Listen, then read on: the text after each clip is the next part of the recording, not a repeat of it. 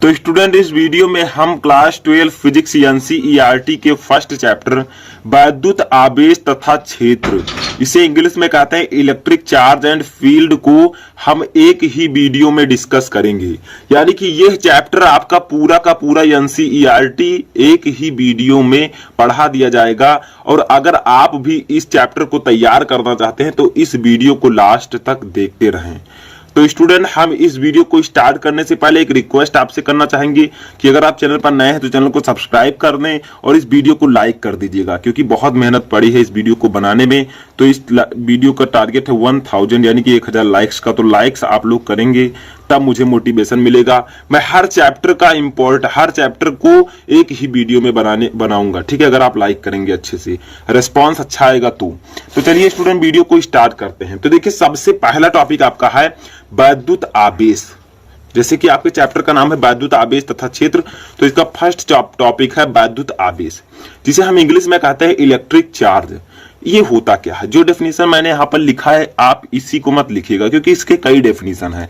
जैसे एक डेफिनेशन मैं आपको अभी बता दे रहा हूं कि वैद्युत आवेश वह वैद्युतमय शक्ति है जो छोटी छोटी वस्तुओं को अपनी ओर आकर्षित करता है। ठीक है, वो वैद्युत आवेश जो है वो वस्तु का ऐसा गुण होता है जो छोटी से छोटी वस्तुओं को अपनी ओर आकर्षित करता है। ठीक है, जैसे अब लगभग 2500 वर्ष पहले एक प्रसिद्ध यूनानी दार्शनिक थेल्स थे, जिन्होंने देखा कि जब अंबर नामक पदार्थ को ऊन से रगड़ा जाता है तो उसमें हल्की वस्तुएं जैसे कागज के टुकड़े, तिनके आदि को अपनी ओर आकर्षित करने का गुण आ जाता है। तो हम सिंपली कह सकते हैं कि जो आवेश होता है वो छोटी सी छोटी वस्तुओं को अपनी ओर आकर्षित करता है। ठीक है, अभी मैं इसके प्रकार भी बताऊंगा, सब कुछ डिस्कस करने वाला हूं। तो देखिए, वैद्युत आवेश हमने एक डेफिनेशन और लिखा है फिजिकली, भौतिक विज्ञान की तरफ से, कि धारा तथा समय के गुणनफल को वैद्युत आवेश कहते हैं। ये डेफिनेशन भी आपका सही है। ठीक है, इसके कई डेफिनेशन है। तो धारा तथा समय के गुणनफल को वैद्युत आवेश कहते हैं, यानी कि आई धारा इंटू टी के गुणनफल को भी हम वैद्युत आवेश कहते हैं। तो चलिए सबसे पहले डिस्कस कर लेते हैं कि इसे हम डिनोट किससे करते हैं। तो वैद्युत आवेश, ठीक है, वैद्युत आवेश को स्मॉल क्यू से प्रदर्शित करते हैं, से प्रदर्शित करते हैं। यानी कि जैसे हम बल को यप से, द्रव्यमान को यम से, उसी प्रकार हम आवेश को क्यू से डिनोट करते हैं। पता होगा, नहीं पता है तो अब पता हो जाएगा। ठीक है, तो ये समझ में आया, इसको हम क्यू से डिनोट करते हैं। अब चलिए देखते हैं इस डेफिनेशन के हिसाब से हम इसका एक फार्मूला तैयार करते हैं प्रॉपरली। देखिए, क्यू इक्वल टू आवेश, वैद्युत आवेश क्यू इक्वल टू, हमने आपको बताया धारा तथा समय के गुणनफल, यानी कि धारा इंटू समय।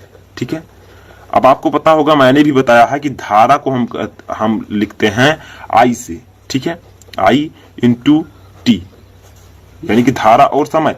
तो यहां पर एक फार्मूला हमें मिल गया, Q equal to I T. ठीक है, आई टी। तो ये आपका हो गया एक फार्मूला, जहां पर आई है आपका धारा, टी है समय, क्यू है आवेश। ठीक है, तो ये इसका डेफिनेशन भी हो चुका है। तो समझ में आया, बहुत ही सिंपल है। अब आगे बढ़ते हैं हम लोग। तो ये तो आपका फार्मूला आ गया। एक फार्मूला मैं यहाँ पर और आपको बता दूं कि Q equal to N E भी होता है। ठीक है, इसको भी याद रखिएगा, ये न्यूमेरिकली पूछा जाता है। जैसे Q है आवेश, N है इलेक्ट्रॉनों की संख्या और E है इलेक्ट्रॉन पर आवेश। इलेक्ट्रॉन पर आवेश कितना होता है? 1.6 × 10⁻⁻19। ठीक है, तो इतना होता है। आगे बढ़ते हैं, अब हम देखते हैं। अब देखिए, जब आपको फार्मूला पता हो गया तो आपको मात्रक निकालने में कोई भी दिक्कत नहीं होने वाली। तो अब हम मात्रक भी देख लेते हैं। तो मात्रक क्या होगा इसका बताइए। क्यों है आपका आवेश, आवेश बराबर होता है आई इंटू टी। तो हम लिख सकते हैं आई का मात्रक, धारा का मात्रक होता है एम्पियर। ठीक है, एम्पियर, और आपका होता है यहां पर टी से क्या है, समय का मात्रक होता है सेकंड। तो इसका मात्रक होता है आवेश का एम्पियर सेकंड, या इसी को हम कहते हैं कूलाम।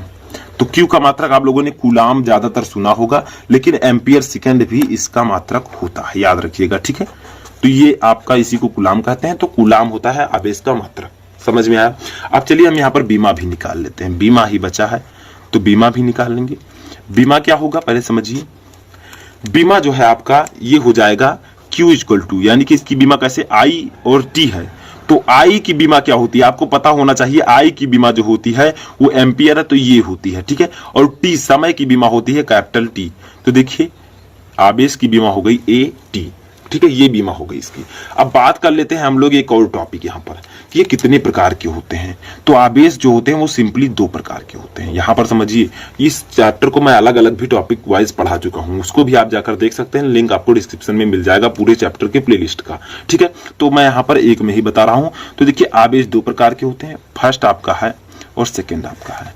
फर्स्ट आपका है धनावेश, धनावेश, और सेकेंड आपका है ऋण आवेश, ऋण आवेश, ठीक है। धन आवेश जैसे ये धन हो गया, ऋण आवेश ऋण हो गया, ठीक है। 2 प्रकार के आवेश होते हैं। अब सिंपली अगर हम बात करें यहाँ पर कुछ मैकेनिज्म को आपको समझना है आवेश के प्रकार में। 2 धन आवेश और धन आवेश हैं, ठीक है। तो ये धन आवेश और ऋण आवेश हैं, या फिर ऋण आवेश हैं और ऋण आवेश धन आवेश हैं, ठीक है। तो ये होता क्या है, इसमें जो है आकर्षण और प्रतिकर्षण का गुण पाया जाता है। आकर्षण का मतलब अपनी तरफ खींचना, दोनों का आपस में मिलना, ठीक है। प्रतिकर्षण का मतलब होता है दोनों दूर भागते हैं। तो देखिए अगर धन आवेश और धन आवेश एक साथ रख दिए जाएं तो ये एक दूसरे को प्रतिकर्षित करेंगे, ठीक है। तो समान आवेश एक दूसरे को प्रतिकर्षित करते हैं और विपरीत आवेश एक दूसरे को आकर्षित करते हैं। तो देखिए एक यहाँ पर प्लस आवेश है, एक माइनस है, तो ये एक दूसरे को आकर्षित करेगा, ठीक है। जो समान होंगे, जैसे प्लस प्लस है दोनों तो प्रतिकर्षित, माइनस माइनस है तो ये भी प्रतिकर्षित आपका करेगा, ठीक है। और यहाँ पर माइनस प्लस है तो ये क्या करेगा, आकर्षित करेगा, ठीक है। तो इस प्रकार से आप लोग समझ लीजिएगा, इस प्रकार से मैकेनिज्म होता है इसका। धनावेश और धनावेश, समजात आवेश यानी कि एक ही प्रकार के आवेश एक दूसरे को प्रतिकर्षित करते हैं और अलग अलग प्रकार के आवेश एक दूसरे को आकर्षित करते हैं। समझ में आया? तो ये था आपका आवेश का पूरा बायोडाटा जो कि मैंने आपको इसमें बताया। चलिए आगे बढ़ते हैं। आवेश के बाद हमारा क्या टॉपिक है, वो टॉपिक है आवेश संरक्षण का नियम। और आवेश संरक्षण का नियम सिंपली होता क्या है, आवेश संरक्षण के नियम में यह बताया गया है कि वैद्युत आवेश यानी कि Q को ना तो उत्पन्न किया जा सकता है और ना ही नष्ट किया जा सकता है, ठीक है। ठीक है, तो इतना समझ में आया। वैद्युत आवेश को ना तो उत्पन्न किया जा सकता है, ना ही इसे नष्ट किया जा सकता है। आवेश को एक स्थान से दूसरे स्थान तक रूपांतरित किया जा सकता है, यानी कि एक स्थान से दूसरे स्थान पर भेजा जा सकता है। जैसे मान लीजिए आपका है एक आवेश, ठीक है, ये आपका एक वस्तु, ये भी एक वस्तु है, इसमें आपका है धनावेश से ये वस्तु है, ठीक है। यहां पर है आपका ऋण आवेश, ठीक है। अब यहां पर कहा क्या जा रहा है आवेश संरक्षण के नियम में कि आवेश को उत्पन्न नहीं किया जा सकता, ना ही नष्ट किया जा सकता है। अगर आप चाहें तो प्लस को माइनस यानी कि यहां से यहां तक इसे भेज सकते हैं, इसको रूपांतरित किया जा सकता है, ठीक है। तो ये समझ में आवेश संरक्षण का नियम इतना ही है कि आवेश को ना तो उत्पन्न किया जा सकता है, ना ही नष्ट किया जा सकता है, इसे एक स्थान से दूसरे स्थान पर रूपांतरित किया जा सकता है, ठीक है। अब आगे बढ़ते हैं, हम अपने अगले टॉपिक को देखते हैं, इंपॉर्टेंट। तो स्टूडेंट्स हमारा अगला टॉपिक है बहुत ही इंपॉर्टेंट टॉपिक इस चैप्टर का, जिसका नाम है कूलाम का नियम। इसे हम इंग्लिश में कहते हैं कूलाम्स लॉ, ठीक है।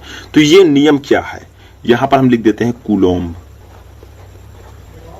कूलॉम्स लॉ, ठीक है, कूलाम का नियम। तो इसे हम कैसे समझें, किस प्रकार से इसको समझे चित्र के साथ, वो मैं आपको समझाने वाला हूं। तो ये अगला टॉपिक है। तो ये कूलाम का नियम क्या होता है, पहले डेफिनेशन समझिए, फिर मैं चित्र समझाता हूं, ठीक है। तो देखिए दो स्थिर बिंदु आवेश, दो आवेश लिए गए हैं, दो स्थिर बिंदु आवेशों के बीच लगने वाला आकर्षण अथवा प्रतिकर्षण बल दोनों आवेशों की मात्राओं के गुणनफल के अनुक्रमानुपाती तथा उनके बीच की दूरी के वर्ग के व्युत्क्रमानुपाती होता है। ये तो आपका रूल था, ठीक है। अब इसे समझें कैसे, इसको समझिए पहले। जैसे देखिए मान लीजिए ये एक आवेश है, ठीक है, और ये एक आवेश है। ये क्या है आपका, ये आवेश है Q1, ये आवेश है आपका Q2, ठीक है। दो आवेश हैं, इनके जो है बीच में डिस्टेंस होगी कुछ, तो इनके बीच की दूरी हम मान लेते हैं कितना है, तो उसको भी हम कर देते हैं डिनोट स्मॉल r से, ठीक है। तो इनके बीच की दूरी स्मॉल r है, समझ में आया। अब समझिए इसको, जो कि इसका नियम है। देखिए दो स्थिर बिंदु आवेशों के बीच लगने वाला आकर्षण अथवा प्रतिकर्षण बल, इन दोनों आवेशों के बीच लगने वाला आकर्षण अथवा प्रतिकर्षण बल यानी कि F, ठीक है। क्या होता है, दोनों आवेशों की मात्राओं के गुणनफल के अनुक्रमानुपाती, यानी कि जो Q1 Q2 हैं इनके गुणनफल के अनुक्रमानुपाती और उनके बीच की दूरी के वर्ग के व्युत्क्रमानुपाती होता है, यानी कि इनके बीच की दूरी r के वर्ग के व्युत्क्रमानुपाती होता है। चलिए इसको हम समझते हैं आगे कैसे समझेंगे। तो देखिए यहां पर सिंपली कहा गया है, तो हम देख लेते हैं Q1 व Q2 के बीच लगने वाला बल किसकी सहायता से, कूलाम के नियम की सहायता से। तो कहा गया है कूलाम के नियम में कि दो स्थिर बिंदु आवेशों के बीच लगने वाला आकर्षण अथवा प्रतिकर्षण बल, यानी कि इसमें कहा गया है कि जो बल है वो दोनों आवेशों की मात्राओं के गुणनफल के, जैसे Q1 इंटू Q2 इसके अनुक्रमानुपाती होता है, ठीक है। और उनके बीच की दूरी के वर्ग के, यानी कि 1 व्युत्क्रमानुपाती का मतलब 1/r², ठीक है। अगर अनुक्रमानुपाती होता तो r², तो उनके बीच की दूरी जो r है उसके वर्ग के व्युत्क्रमानुपाती होता है, तो 1/r² लिख देंगे, ठीक है। अब आगे समझते हैं क्या होगा। तो देखिए ये आपके दो हो चुके हैं। अब इसको जब हम आपस में कन्वर्ट करेंगे तो कूलाम का नियम आपका यहां पर हो जाएगा क्या, कूलाम का नियम सिंपली समझिए, ठीक है। आपका हो जाएगा F अनुक्रमानुपाती क्या हो जाएगा, Q1 Q2, क्योंकि लेफ्ट साइड दोनों में सेम है तो अपान r²। इस प्रकार से इस नियम को बताया गया है कि दो आवेशों की मात्राओं Q1 Q2 के अनुक्रमानुपाती उनके बीच की दूरी के वर्ग के व्युत्क्रमानुपाती होता है। ये इतना कूलाम का नियम है। अब इसे हम समझते हैं कैसे। अब यहां पर देखिए हमें जब F जब हम इस अनुक्रमानुपाती के चिन्ह को हटाएंगे तो क्या लग जाएगा, यहां पर एक नियतांक जुड़ जाएगा जिसे हम डिनोट करते हैं K से, ठीक है। तो K इंटू Q1 Q2 अपान r², ठीक है। तो ये आपका हो जाएगा कूलाम के नियम का फार्मूला और यही है आपके कूलाम का नियम, यही है आपका कूलाम का नियम, ठीक है। कि दोनों आवेशों के गुणनफल के अनुपानुपाती उनके बीच की दूरी के वर्ग के व्युत्क्रमानुपाती होता है, यही आपका कूलाम का नियम है, ठीक है। अब देखिए स्टूडेंट यहां पर K है क्या, आपका K क्या है, K एक अनुक्रमानुपाती नियतांक है। समझ लेते हैं, सबको लिख देते हैं ताकि आपको कोई दिक्कत ना हो। अनुक्रमानुपाती नियतांक, ठीक है, ये आपका K है। अब K के बाद आपको क्या समझना है कि K की वैल्यू कितनी होती है, K जो नियतांक है उसकी वैल्यू कितनी होती है। जैसे मान लीजिए कोई न्यूमेरिकल आ गया कि एक आवेश है 10 कूलाम का, दूसरा आवेश है 12 कूलाम का, उनके बीच की दूरी 10 मीटर है, 10 सेंटीमीटर है, ठीक है। तो आप क्या निकालिए, बल निकालिए उनके बीच लगने वाला। तो आपको K की वैल्यू पता होनी चाहिए। तो K की वैल्यू होती है 9.00 इंटू 10⁻⁹ और K का मात्रक होता है न्यूटन मीटर स्क्वायर प्रति कूलाम स्क्वायर, ठीक है। न्यूटन मीटर स्क्वायर प्रति कूलाम स्क्वायर, ये इसकी वैल्यू होती है। तो इतना समझ में आपको आ चुका होगा। कूलाम का नियम पूरा जो है मैंने आपको इस वीडियो में डिस्कस करा दिया है, ठीक है। यानी कि कूलाम का नियम जो होता है वो सब कुछ आपको यहाँ पर पता चल गया होगा।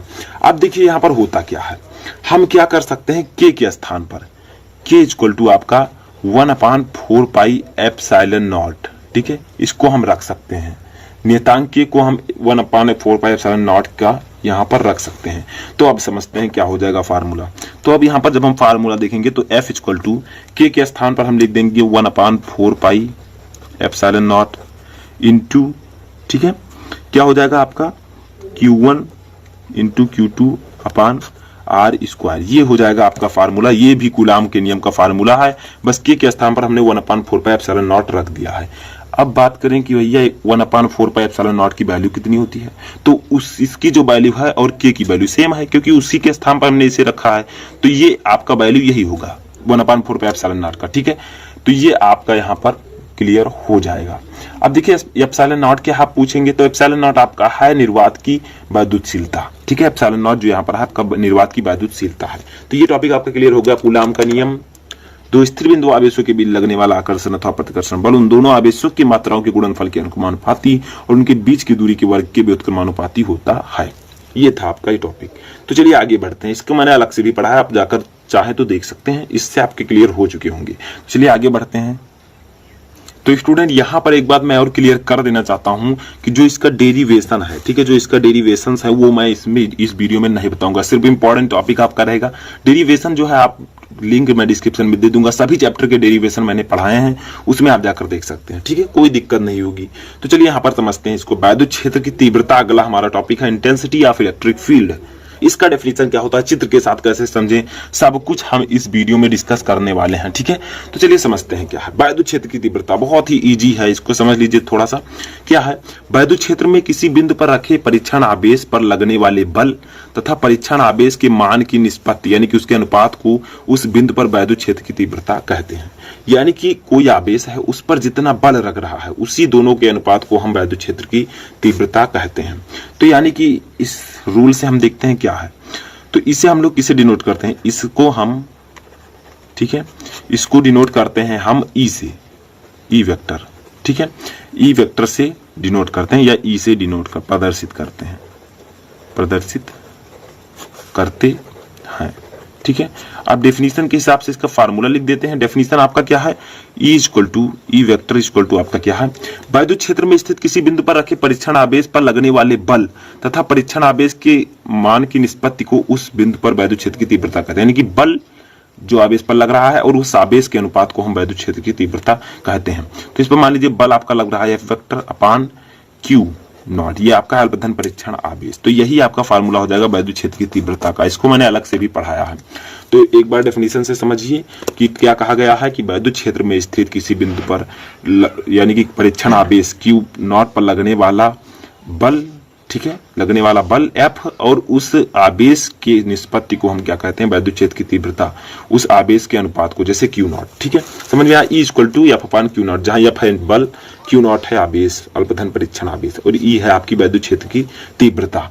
तो चलिए अब हम एक बात यहाँ पर और समझ लेते हैं, इसका मात्रक क्या होगा। बहुत सिंपली आप निकाल सकते हैं मात्रक, कोई भी दिक्कत नहीं होगी, क्योंकि आपका दिया गया है बल, बल का मात्रक होता है न्यूटन, और Q नॉट है यानी कि आवेश है, तो आवेश का मात्रक देगा कूलाम, तो न्यूटन प्रति कूलाम, ये आपका हो जाएगा इस वैद्युत क्षेत्र की तीव्रता का मात्रक। F का मात्रक न्यूटन, Q का मात्रक कूलाम, तो न्यूटन प्रति कूलाम, ठीक है, कोई दिक्कत नहीं होगा। तो चलिए आगे बढ़ते हैं। अब यहाँ पर हम लोग इसके बाद जो हमारा टॉपिक है उसको समझते हैं क्या है। तो स्टूडेंट यहाँ पर एक चीज हम और भूल रहे हैं, उसको पहले क्लियर करते हैं, उसके बाद अगले टॉपिक को देखते हैं। यहाँ पर हम भूल रहे हैं बीमा को। बीमा क्या होगा, जैसे मैंने आपको भी बताया इससे पहले, ठीक है। तो बीमा क्या होगा, बीमा आप लोग सूत्र से निकाल सकते हैं, मात्रक और सूत्र और मात्रक से निकाल सकते हैं। बीमा F की बीमा आपको रखनी है, F है बल, और बल की बीमा आपकी होती है कितनी, MLT-2, ठीक है, और Q है आपका आवेश, Q की बीमा मैंने भी बताई है AT, ठीक है। तो जब आप इसे आपस में डिवाइड करेंगे, बड़ा ब्रैकेट हमेशा रहेगा बीमा में, ठीक है। तो आपका क्या हो जाएगा, इसका फाइनली जो बीमा हो जाएगा वो होगा MLT-3A-1। कैसे हो जाएगा समझिए, बहुत सिंपल है। T-2 है, जब यहां से एक T जाएगा तो माइनस में जाएगा, तो -2 -1 -3 हो जाएगा। A आपका ऊपर जाएगा तो MLT-3A-1, ये हो जाएगी इसकी बीमा, ठीक है। तो इस प्रकार से आपका बीमा यहाँ पर क्लियर हो जाएगा। तो ये टॉपिक भी आपका वैद्युत क्षेत्र की तीव्रता क्लियर हो चुका है, जहाँ E है आपका वैद्युत क्षेत्र की तीव्रता, F है बल और Q है आवेश, ठीक है, आवेश पर लगने वाला बल, ठीक है। आगे चलते हैं, हमारा अगला टॉपिक आता है स्टूडेंट वैद्युत द्विध्रुव आघूर्ण, ठीक है, इलेक्ट्रिक डायपोल मूवमेंट। अब इसको समझते हैं क्या होता है। तो वैद्युत द्विध्रुव आघूर्ण क्या होता है, इससे पहले आपको समझना होगा वैद्युत द्विध्रुव। तो स्टूडेंट वैद्युत द्विध्रुव मैं आपको बता देता हूं क्या होता है, समझ लीजिए, ठीक है। मैं डेफिनेशन बता रहा हूं, लिख लीजिएगा। वैद्युत द्विध्रुव वह निकाय है जिसमें दो बराबर परंतु विपरीत प्रकार के बिंदु आवेश एक दूसरे से अल्प दूरी पर स्थित होते हैं। यानी कि वैद्युत द्विध्रुव एक ऐसा निकाय है जिसमें दो बराबर परंतु विपरीत आवेश एक दूसरे से अल्प दूरी पर स्थित होते हैं। जैसे मैं यहाँ पर बता रहा हूँ एक आपको एग्जाम्पल, ठीक है। जैसे ये है आपका एक आवेश, ये है एक आवेश, ठीक है। इस आवेश का नाम हमने दे दिया -Q, इस आवेश के दे दिया +Q। अब यहाँ पर कहा क्या जा रहा है कि वैद्युत द्विध्रुव एक ऐसा निकाय है जिसमें दो बराबर, जैसे Q दोनों आवेश है, लेकिन विपरीत प्रकार के आवेश, जैसे इसमें माइनस धन, ये ऋण आवेश है, धन आवेश है, दो विपरीत प्रकार के आवेश एक दूसरे से अल्प दूरी पर स्थित होते हैं, तो उसे हम कहते हैं वैद्युत द्विध्रुव।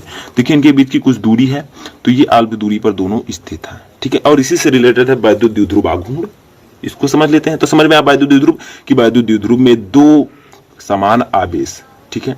वैद्युत द्विध्रुव में दो बराबर आवेश जैसे क्यू क्यू बराबर है, परंतु विपरीत प्रकार के आवेश जैसे यहाँ पर ऋण आवेश है, यहाँ पर धन आवेश, एक दूसरे से अल्प दूरी पर स्थित होते हैं, उसे हम कहते हैं वैद्युत द्विध्रुव। अब वैद्युत द्विध्रुव आघूर्ण क्या है? उन दोनों आवेशों में से किसी एक आवेश तथा दोनों आवेशों के बीच की अल्प दूरी के गुणनफल को वैद्युत द्विध्रुव आघूर्ण कहते हैं। इसे किससे डिनोट करते हैं? स्मॉल पी से, स्मॉल पी से। अब देखिए इनके बीच की अल्प दूरी जो है वो हम मान लेते हैं 2l, ठीक है, 2l है आपकी, इस दोनों के बीच की दूरी जो है आपकी 2l है। तो क्या कहा गया है समझिए, इन दोनों में से किसी एक आवेश, इन दोनों में से किसी एक आवेश को ले लीजिए, तो आवेश जो है आपका उसको हम क्यों ले लेते हैं? क्योंकि दोनों बराबर हैं, ठीक है, और दोनों आवेश के बीच की दूरी अल्प दूरी कितनी है? 2l। तो 2l के गुणनफल को वैद्युत द्विध्रुव आघूर्ण कहते हैं, जिसे हम डिनोट करते हैं स्मॉल p से। तो यहाँ पर क्या लिखेंगे? इसका फार्मूला लिखेंगे स्मॉल p इक्वल टू, क्या कहा गया है? किसी एक आवेश, दो आवेश है आपका, इसमें से किसी एक आवेश को ले लीजिए, जैसे मैंने प्लस q को ले लिया, q इंटू उन दोनों आवेशों के बीच की दूरी जो 2l है, इन्हीं के गुणनफल को हम कहते हैं वैद्युत द्विध्रुव आघूर्ण। क्लियर हो गया? बस यही है आपका formula, p equal to q into 2l। या इसे हम लोग इस प्रकार से भी लिख सकते हैं, p equal to 2ql। Simple है, बात एक ही होगी, तो p इक्वल टू 2ql भी लिख सकते हैं। तो एक बार फिर से समझ लेते हैं, वैद्युत द्विध्रुव आघूर्ण क्या है? किसी एक आवेश तथा दोनों आवेशों के बीच की दूरी, किसी एक आवेश दोनों में से ले लीजिए, उनके बीच की दूरी ले लीजिए, 2l हमने मानी है, 2l ले लीजिए, ठीक है। इन्हीं के गुणनफल को हम कहते हैं वैद्युत द्विध्रुव आघूर्ण, जिसे हम डिनोट करते हैं p से, p equal to q into 2l, ठीक है। तो ये समझ में आया? इस प्रकार से आप समझ सकते हैं। चलिए आगे बढ़ते हैं। इसमें भी एक चीज होता है जो कि आपको बताना जरूरी है, वो है मात्रक। जैसे मैंने सब में बताया तो इसमें भी बताऊंगा। तो मात्रक क्या है इसका? यूनिट। तो यूनिट क्या होगा समझिए, बहुत सिंपल है, Q है और इंटू 2l है। तो Q है आपका आवेश, तो आवेश का मात्रक होता है कूलाम, और 2l यानी कि l है आपका, ठीक है, बीच की दूरी का मात्रक क्या होता है? मीटर। तो कूलाम मीटर, ठीक है, इसका मात्रक हो जाएगा। या इसे शॉर्ट फॉर्म में हम लिख सकते हैं c coulomb into m, cm, ठीक है। तो ये आपका इसका मात्रक हो जाएगा। तो वैद्युत द्विध्रुव आघूर्ण का मात्रक क्या होगा? Coulomb metre. q into 2l हमने सूत्र की सहायता से निकाल लिया है, तो कूलाम मीटर, ठीक है। इतना समझ में आया? अब आगे बढ़ते हैं। आगे हम क्या देखेंगे कि इसका बीमा क्या होता है। बीमा या बीमीय सूत्र भी इसे कह सकते हैं। तो बीमा आपका हो जाएगा LTA, इसका बीमा हो जाएगा LTA, ठीक है। कूलाम और मीटर है आपका। तो देखिए कूलाम का बीमा क्या होता है, मैंने आपको बताया है कि AT, तो AT, ठीक है, और मीटर किसका है? L का, तो LTA। सिंपल है, कोई दिक्कत नहीं है। तो ये आपका वैद्युत द्विध्रुव आघूर्ण होगा। वैद्युत द्विध्रुव आघूर्ण वह निकाय है जिसमें दो बराबर परंतु विपरीत प्रकार के आवेश एक दूसरे से अल्प दूरी पर स्थित होते हैं। वैद्युत द्विध्रुव आघूर्ण क्या है? किसी एक आवेश, उन दोनों में से किसी एक आवेश तथा उनके बीच की अल्प दूरी के गुणनफल को हम कहते हैं वैद्युत द्विध्रुव आघूर्ण, जिसे हम डिनोट करते हैं स्मॉल p से। इसका मात्रक होता है कूलाम मीटर, बीमा होता है LTA, ठीक है। आगे बढ़ते हैं। अगला टॉपिक हम अपना देखते हैं क्या है इंपॉर्टेंट। तो स्टूडेंट हमारा जो इंपॉर्टेंट अगला टॉपिक है वो है वैद्युत फ्लक्स, इलेक्ट्रिक फ्लक्स हम इसे इंग्लिश में कहते हैं। क्या कहते हैं? लिख देते हैं यहाँ पर इलेक्ट्रिक फ्लक्स, ठीक है। तो इसको समझते हैं क्या होता है। तो सही से लिख लीजिएगा, मेरा थोड़ा यहाँ पर अच्छा नहीं लिखा तो आप लोग इलेक्ट्रिक फ्लक्स लिख दीजिए, ELECTRIC FLUX, ठीक है। तो इलेक्ट्रिक फ्लक्स क्या होता है पहले इसको समझते हैं, चित्र की सहायता से सब कुछ समझेंगे। तो देखिए क्या होता है, वैद्युत क्षेत्र में स्थित किसी काल्पनिक पृष्ठ पर वैद्युत फ्लक्स उस पृष्ठ से गुजरने वाली वैद्युत बल रेखाओं की संख्या की माप है। यानी कि क्या होता है, वैद्युत क्षेत्र जो होता है उसमें अगर हम किसी पृष्ठ को रख दें तो उसमें वैद्युत बल रेखाएं गुजरने लगती हैं। उन्हीं वैद्युत बल रेखाओं की संख्या की माप को, जितनी संख्या होगी उसी को हम कहेंगे वैद्युत फ्लक्स। जैसे चलिए हम एग्जांपल से समझते हैं। तो इसका एक एग्जांपल लेते हैं। जैसे मैंने यहाँ पर ले लिया एक पृष्ठ, ठीक है, एक पृष्ठ हमने यहाँ पर ले लिया, मान लीजिए ये एक आपका पृष्ठ है, ठीक है। ये रखा कहाँ है? ये रखा है आपका वैद्युत क्षेत्र में। ये मान लीजिए इसके चारों ओर वैद्युत क्षेत्र को क्रिएट किया गया है, तो वैद्युत क्षेत्र में रखा गया है, ठीक है। तो इस प्रकार से इसमें वैद्युत क्षेत्र में एक हमने पृष्ठ को रख दिया है। इसमें भी क्या है आपका, इसमें भी इस प्रकार से है, ठीक है, एक पृष्ठ है। अब देखिए कहा क्या गया है, जब किसी वैद्युत क्षेत्र में स्थित किसी काल्पनिक पृष्ठ पर वैद्युत फ्लक्स उस पृष्ठ से होकर गुजरने वाली वैद्युत बल रेखाओं की संख्या की माप है। यानी कि एक वैद्युत क्षेत्र है, इसमें एक पृष्ठ रखा गया। जब वैद्युत क्षेत्र में कोई पृष्ठ रखा जाएगा तो उसमें वैद्युत बल रेखाएं उत्पन्न होगी, और वैद्युत बल रेखाएं जो उत्पन्न होगी वो कुछ इस प्रकार से, मैं यहाँ पर दिखा देता हूं आपको, कुछ इस प्रकार से जाएंगी, जैसे यहाँ पर जा रही हैं। ठीक है, यहाँ पर इस प्रकार से वैद्युत बल रेखाएं जा रही हैं, इस प्रकार से गई, इस प्रकार से गई, इस प्रकार से ऐसे वैद्युत बल रेखाएं गुजरेंगी। तो देखिए वैद्युत बल रेखाओं की ये होगी आपकी जो है डायरेक्शन, इस प्रकार से आपकी वैद्युत बल रेखाएं गुजरेंगी। ये आपका है एक वैद्युत क्षेत्र, जो इसमें वैद्युत क्षेत्र में अब हम समझते हैं, एक बार फिर से समझते हैं। ठीक है, देखिए किसी वैद्युत क्षेत्र में एक पृष्ठ रखा हुआ है। जब वैद्युत क्षेत्र में पृष्ठ को रखा जाएगा तो उसमें से वैद्युत बल रेखाएं गुजरने लगेंगी। ठीक है, वैद्युत बल रेखाएं, जितनी वैद्युत बल रेखाएं उस पृष्ठ से गुजरेंगी उसी को हम कहेंगे वैद्युत फ्लक्स। अब जैसे देखिए, मान लीजिए एक छोटा सा हम यहाँ पर इसका एक टुकड़ा ले लेते हैं। ठीक है, उस जिसका जो है DA है, ये क्षेत्रफल है DA, यानी कि बहुत छोटा सा लिया है मैंने है। ठीक है, अब देखिए ये आपका जो है यहाँ पे ये जो DA है इसकी दिशा होगी DA, इस प्रकार से वेक्टर। ठीक है, और इसमें जो वैद्युत क्षेत्र की तीव्रता गुजरेगी उसकी दिशा वो होगी E। ठीक है, तो इस प्रकार से आप समझ सकते हैं कि किसी वैद्युत क्षेत्र में स्थित काल्पनिक पृष्ठ से होकर गुजरने वाली वैद्युत बल रेखाओं की संख्या ही वैद्युत फ्लक्स कहलाती है। ठीक है, आगे बढ़ते हैं। अब हम समझते हैं कि वैद्युत फ्लक्स का फार्मूला क्या होता है। तो वैद्युत फ्लक्स का जो है फार्मूला जो होता है, इसको हम डिनोट किससे करते हैं, तो वैद्युत फ्लक्स को हम डिनोट करते हैं इसे फाई ई, इसे हम कहते हैं फाई, इसे कहते हैं ई। तो फाई ई से प्रदर्शित करते हैं। ठीक है, प्रदर्शित करते हैं, फाई ई से प्रदर्शित करते हैं। समझ में आया? तो इसे हम डिनोट करते हैं फाई ई से। अब देखिए इसका फार्मूला क्या होता है। तो इसके फार्मूले को समझने से पहले एक डेफिनेशन मैं यहाँ पर और बता देता हूँ। ठीक है, कि यहाँ पर एक डेफिनेशन इसका और होता है कि स्केलर गुणन, स्केलर गुणन E vector into D A vector से अवयव, ठीक है, अवयव से गुजरने या होकर जाने वाला वैद्युत फ्लक्स कहलाता है। वैद्युत फ्लक्स कहलाता है। यानी कि अब हम इसे समझते हैं कैसे, क्या मैंने बताया आपको इस चित्र में वो समझिए। स्केलर गुणन E vector into D A vector. देखिए यहां से मैंने दो चीजें निकाली हैं, एक यहां पर आपका गया है डी ए वेक्टर, एक यहां से गया है आपका ई वेक्टर, जो कि एक छोटे से क्षेत्रफल, इस पृष्ठ के एक अल्पांश क्षेत्रफल से मैंने दिखाया है कि डी ए वेक्टर उसका क्षेत्रफल है और ई है उसकी वैद्युत क्षेत्र की तीव्रता। तो इससे भी वैद्युत बल रेखाएं गुजरेंगी। तो स्केलर गुणन ई इंटू डी ए वेक्टर अवयव से होकर जाने वाला जो है वैद्युत फ्लक्स कहलाता है। अब इसका फार्मूला अब हम समझ लेते हैं। ठीक है, देखिए इसका फार्मूला क्या होगा। तो इसका फार्मूला हो जाएगा फाई ई, ये वैद्युत फ्लक्स का जो है वो है जिसको हम प्रदर्शित करते हैं फाई ई से वैद्युत फ्लक्स को। ठीक है, फाई ई इक्वल टू आपका हो जाएगा वेक्टर ई, क्या हो जाएगा, आगे लग जाएगा आपका क्लोज इंटीग्रेशन इस प्रकार से। ठीक है, vector E into D A vector, ये आपका हो जाएगा। एक और फार्मूला यहाँ पर निकल कर आ चुका है जो कि है वैद्युत फ्लक्स का। ठीक है, क्या फार्मूला होगा समझिए, यहाँ पर कोई भी दिक्कत नहीं होनी चाहिए आपको। देखिए क्या होगा फार्मूला इसका, वैद्युत फ्लक्स का फार्मूला होगा phi E equal to close integration vector E into D A vector, जहाँ ई है आपका वैद्युत क्षेत्र की तीव्रता, ए है अल्पांश क्षेत्रफल डी ए है। ठीक है, तो इस प्रकार से आप लोग समझ सकते हैं। तो चलिए अब हम इसका मात्रक समझते हैं। तो इसका मात्रक क्या होगा, तो इसका मात्रक जो आपका होगा वो क्या होगा, वैद्युत फ्लक्स का मात्रक। तो इसका मात्रक हो जाएगा आपका E इंटू ये, जैसे मैंने आपको बताया E इंटू ए। अगर आप लोग इसे कन्वर्ट करना चाहें तो आप लिख सकते हैं E इंटू ए। तो इसका मात्रक क्या हो जाएगा, इसका मात्रक सिंपली होगा न्यूटन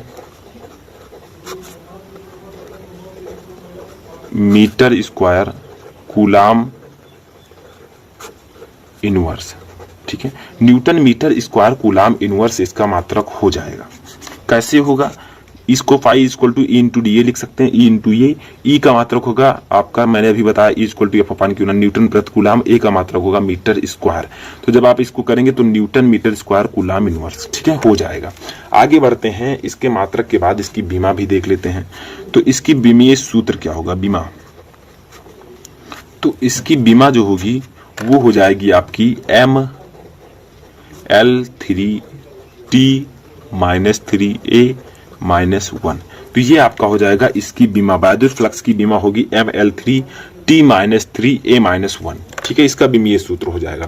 तो ये आप समझ गए होंगे बायदुत फ्लक्स क्या होता है। बायदुत फ्लक्स किसी बायदुत क्षेत्र में स्थित जो है पृष्ठ से गुजरने वाली बायदुत बल रेखाओं की संख्या की माप होती है। Phi E = E × DA।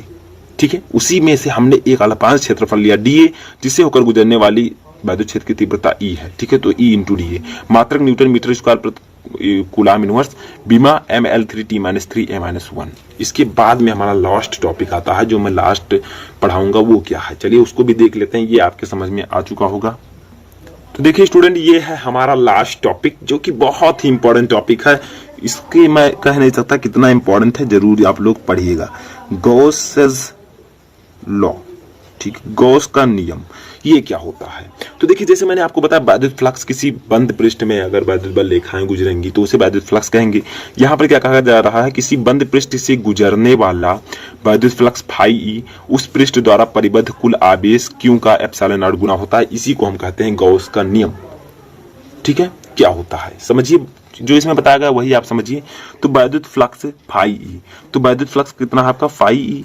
ठीक है, फाई E को क्या बताया गया है, उस पृष्ठ द्वारा परिबद्ध कुल आवेश Q का 1/ε0 गुना होता है। यही इस नियम में बताया गया है। तो कोई दिक्कत नहीं है, हम इसे कन्वर्ट कर लेते हैं। फाई E = Q/ε0, बस ये हो गया आपका फार्मूला। बट भैया ये आया कैसे, क्या आपको पता है स्टूडेंट्स कि ये कैसे आया, इसकी उत्पत्ति कैसे हुई, इसके डेरिवेशन को क्या आप समझना चाहते हैं? अगर हाँ तो लिंक डिस्क्रिप्शन में मिल जाएगा, जाकर समझ लीजिए। या फिर आप कहिए यूट्यूब पर गॉस का प्रमेय, सबसे ऊपर मेरा वीडियो आएगा, उसको आप जाकर देख लीजिएगा। ठीक है, तो इस प्रकार से आप जाकर देख सकते हैं। तो देखिए, फाई E = क्या कहा गया गॉस के नियम में, किसी बंद पृष्ठ से गुजरने वाला बायदुत फ्लक्स फाई E जो है उस पृष्ठ द्वारा परिबद्ध कुल आवेश, उस पृष्ठ द्वारा परिबद्ध कुल आवेश Q का 1/ε0 गुना होता है। तो phi E = Q × 1/ε0। Phi E = हम इसे लिख सकते हैं Q/ε0। ठीक है, अब इतना तो आपको समझ में आ चुका होगा। तो इसको अगर आप डेरिवेट करना चाहते हैं, इसका डेरिवेशन समझना चाहते हैं, तो लिंक आपको डिस्क्रिप्शन में मिल जाएगा, जाकर देख लीजिएगा। ठीक है, अब इस प्रकार से हम इसे लिख सकते हैं, जैसा कि मैंने आपको बायदुत फ्लक्स में बताया। Phi E = E vector × DA vector. ठीक है, = Q/ε0। इस प्रकार से भी आप इसको लिख सकते हैं कि फाई E = आपका होता है E वेक्टर × DA वेक्टर। ये भी होता है, मैंने आपको बायदुत फ्लक्स में बताया। ठीक है, फाई E क्या है आपका बायदुत फ्लक्स, और इसका फार्मूला ये भी होता है गॉस के नियम के हिसाब से। तो ये दोनों आप फार्मूले को समझ सकते हैं। तो इस प्रकार से आप सभी को आसानी से समझ सकते हैं। और एक और रिक्वेस्ट करना चाहूंगा कि अगर आप गॉस के प्रमेय को डेरिवेशन करना समझना चाहते हैं तो उसका लिंक मैं डिस्क्रिप्शन में दे दूंगा, जाकर समझ लीजिएगा। ठीक है, तो ये वीडियो यहीं पर समाप्त होता है। सारे चैप्टर का जो इंपॉर्टेंट जो टॉपिक्स थे वो मैंने आपको इस वीडियो में बताए। अब बचता है आपका डेरिवेशन। ठीक है, डेरिवेशन कैसे सॉल्व करें, तो उन सभी को अच्छी स्थिति जो सब कुछ है वो मैंने ऑलरेडी पढ़ा रखा है। बहुत सारे बच्चों ने देखा, आप भी जाकर देख सकते हैं। लिंक आपको इंपॉर्टेंट डेरिवेशन के प्लेलिस्ट का डिस्क्रिप्शन में मिल जाएगा, या फिर आप सर्च भी कर सकते हैं। ठीक है, कि important derivation playlist Shubham lecture, तो वहां पर भी आपको मिल जाएगा। तो इस प्रकार से पूरा टॉपिक आपका इसमें क्लियर हो चुका है। तो आई होप कि आपको वीडियो पसंद आया होगा। अगर पसंद आया हो तो लाइक कर दीजिएगा। PDF मैं डिस्क्रिप्शन में दे दूंगा, उसको डाउनलोड जाकर कर लीजिएगा, और दोस्तों के साथ अपने इस वीडियो को शेयर कर दीजिएगा। अगला अगर आपको टॉपिक चाहिए, अगले लेसन का भी चाहिए, तो आप लोग लाइक करके कमेंट जरूर कीजिएगा। ठीक है, तो इस वीडियो में फिलहाल इतना ही। तब तक के लिए थैंक यू।